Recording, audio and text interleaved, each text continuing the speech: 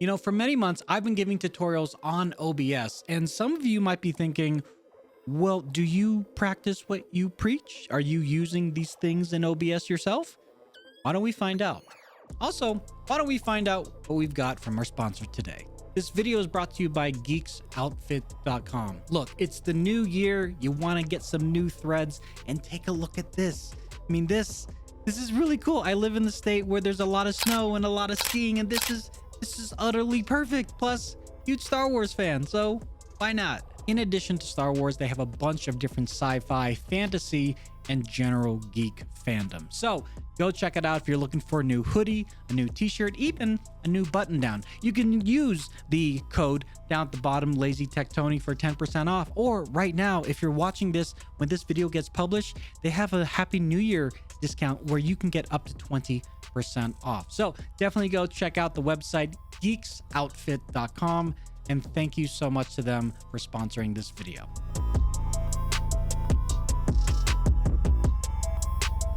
Oh my god, my head's so big. Okay, let's not put that there. Okay, we'll just do that for right now. This is my OBS right here. Okay, so this is what I utilize every single time when I am streaming, whether I'm streaming on Twitch or even over on Amazon Live for work and on TikTok. That's what this little box is for, thanks to the Aitum vertical plugin. So there's a lot of different plugins that you may or may not see right out of the gate, but I'll just kind of show you what I have in the scenes, the sources, and we'll go from there. So first off, I used to just throw all my scenes in here, which was fine for me at the time, but then I realized, hey, you have the scene collection option here. So you can create one for Amazon, you can create another one for TikTok, and so on and so forth. For me personally, I've set it up in such a way that I can just very quickly and easily go from work to pleasure, back to work, a little bit more pleasure. And the same thing goes for profile. If you're streaming to multiple outlets, but not necessarily at the same time, you can set up different streaming profiles. So I have one that's set specifically for my Amazon streams, and then again, one specifically for Twitch.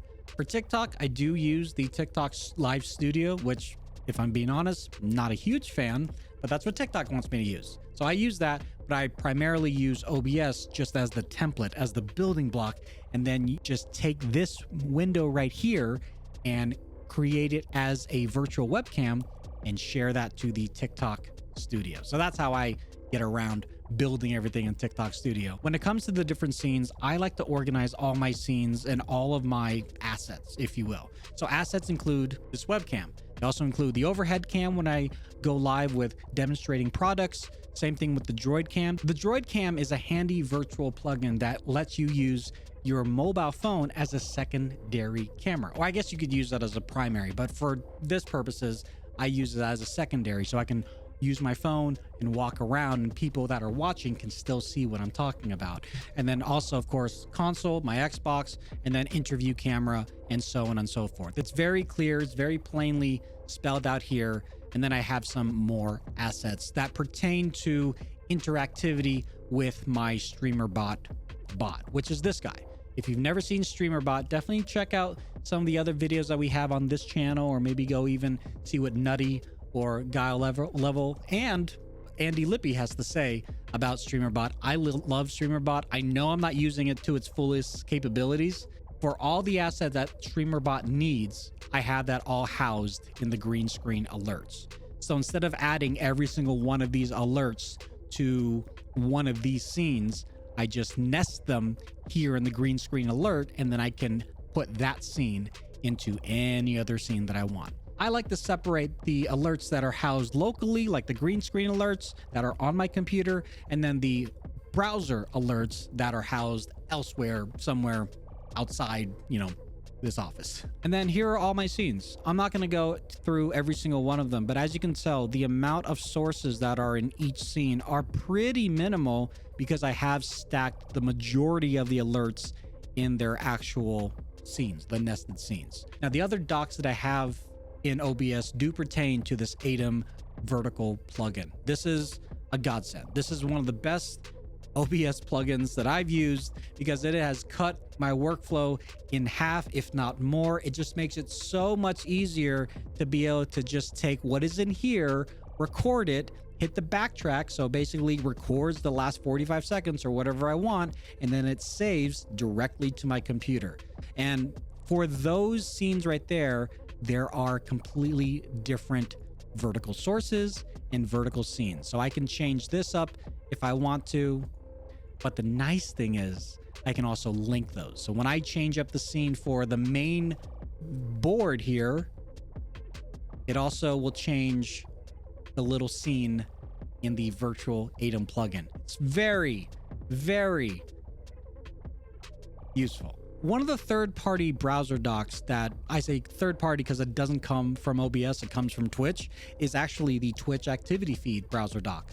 I at first didn't like it because it took up space and everything, and this is actually on a fairly small-ish screen, so I couldn't put too many docs like I wanted. But this I found to be very, very informative, especially when the chat is just going wild like it did that one time we did the love train. Don't know what I'm talking about? Go check me out on Twitch, twitch.tv/LazyTechTony.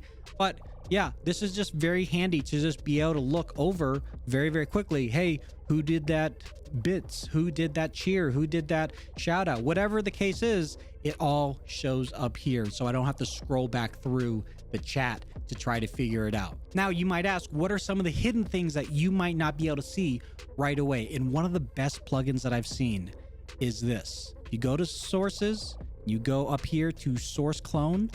This is huge. This was a feature part of the StreamFX plugin, which is now a paid for plugin. And I use source clone so much.